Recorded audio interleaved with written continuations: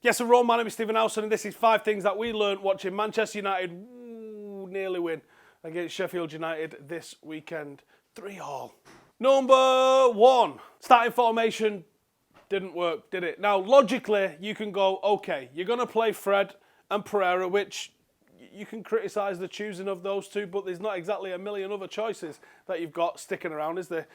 You can go, okay, if you go with Fred and Pereira, they're a little bit more on the adventurous attacking edge of a midfielder, aren't they? They're not exactly what you'd call combative defensive midfielders. So the introduction of a defender to make that a little bit more of a stable platform, as Gary Neville himself said at the earliest part of the game, is a good idea. It's a sensible idea, and it mitigates a little bit of the issues that you're likely to see playing this particular formation. The forward three pretty much has to play and picks itself. So, can we really criticise the team selection too bad? I don't think you can. Now, those going, why didn't he play Axel? Well, he said himself, pay attention. Axel wasn't fit to play 90 minutes. Why didn't he play Jimmy Garner? Well, that one I can't defend, because the team that I selected in my preview, well, I had Jimmy Garner alongside Fred in midfield. I also had Jesse Lingard as a number 10 because of what he's going to bring in terms of movement and press. Now, the team that I selected probably would have done a little bit more of what we saw when we scored those 3 goals. The back 4 clearly was working for us at one stage rather than the back 3. Phil Jones made some shocking errors, let's be honest, was bullied easily and just didn't look at the races, but it is his first game in. I don't even know how long it is since Phil Jones last played. We also tried to out Sheffield United. Sheffield United, it's a team that's been smashing it this season. They are where they are in the table because of what they've been doing this season. They know what to expect when teams come at them, and United are playing a new formation, so you can almost forgive United for not being great at a formation we don't play very often. It was good to see Solskjaer be tactically flexible and brave, but ultimately that starting formation didn't work for us. Number 2, Brandon Williams continues to impress. Now, I did tell you at the start of the season there was going to be plenty of room on the Brandon Williams bandwagon, and there is plenty of room still if you like to squeeze up a little bit at the back. I said at the start of the season as well, I think Brandon's got the opportunity to make that left back spot his by the end of the season, and boy did you laugh. But now, I think that looks like a pretty good guess, to be honest with you. He's come in and done better than I expected. He's come in and done better than most people expected, to be honest.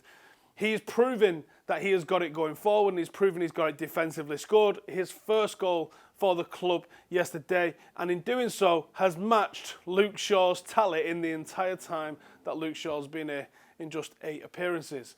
He also blocked 4 crosses, had 100% aerial duels won, and basically had just a generally all-round good performance and good attitude, which is all we can really ask for with a lot of these players, isn't it? Put in the hard work, graft, take your chances when they come to you. And obviously he got booked because he's going to get booked pretty much every game. Might as well start putting some money on that.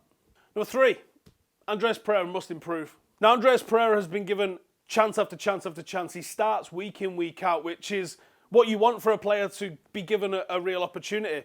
There was times when like the likes of Memphis Depay didn't work out at United. You're like, well, he's getting 10 minutes here and there. Of course, it's not working for him. But when someone has had week in, week out, start, and they either play a full game or they play, I don't know, somewhere in the region of 65 minutes, Andreas Pereira is not working. We said at the start of the season his decision-making is awful. He's taking far too many shots from stupid places. Well, do you know what? He didn't have a shot yesterday. But he also barely made a complete pass. 66% pass completion from a central midfielder. Now, worse than that was that his decision-making for, and touch, let's be honest, for 2 of the goals that we conceded was a big part to play. Not entirely his fault, but he gives away a nothing free kick on the touchline, which leads to then Sheffield United pumping up the pitch and scoring the first goal of the game. Then the second goal of the game, it's not the greatest pass from Wan-Bissaka, but the first touch from Andreas Pereira essentially just plays somebody in from Sheffield United. And then they go up the pitch and score the second goal 3 seconds later. Andreas Pereira isn't good enough. And I don't know if he's going to get good enough. And he's not that young either. I think it might be time to look at alternative options. Is that Dylan Levitt? Is that James Garner? Is that going into the transfer market and finding someone? This is Manchester United. We should have better footballers than what we're currently getting out of Andreas Pereira. How do we have a midfield of 2 Brazilians that couldn't pass to each other? Is that even a thing? There's hot dog sellers in Rio that have probably got a better first touch. Outrageous. Number 4, this is going to boil some piss. Jesse Lingard changed the game. Oh my God. Jesse Lingard created 4 chances yesterday, which was more than every other player on the pitch.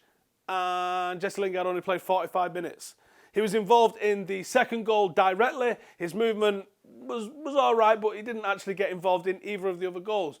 But Jesse Lingard put in some top work. He was grafting on and off the ball. And as we've just shown, created 4 goal-scoring opportunities for Manchester United. Now, because he didn't get a goal, because he didn't get an assist, people are going to be like, meh, did nothing. Again, just run around like a dickhead. If that's your take on what Jesse Lingard's doing, you really need to go watch other football or watch it with someone who actually knows what they're talking about that can educate you a little bit. Jesse Lingard yesterday changed the game. Number 5. It's been a while since we've spoken about De Gea, isn't it? David De Gea is back to his best. 2 inhuman saves while it was still 0-0 kept Manchester United in the game.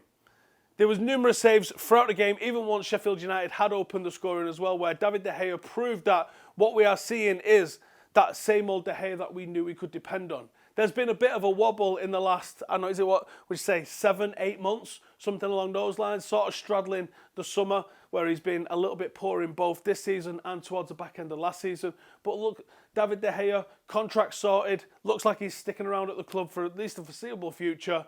Looks like he's getting close to being back to his best. If he could only sort out his distribution, because we're still trying to ping it to Marcus Rashford to hold it up, and that's just a bad idea all round, isn't it? But David De Gea looks like he's getting a bit close back to his best. 2 absolutely belting saves. Long may that continue. And maybe next time out, we might get all 3 points if the rest of the team pulls together. Aside from that, disappointed with the final result. Impressed with the fight back. Impressed with certain individual performances. And, do you know what? Impressed with Sheffield United as well, who are punching massively above their weight. Thanks for watching. Make sure to subscribe. If you're interested, check out the Patreon link in the description below, because we've got a meet-up and a 5-a-side game coming soon, and you can be part of that if you're local to the Manchester area. See you in a bit.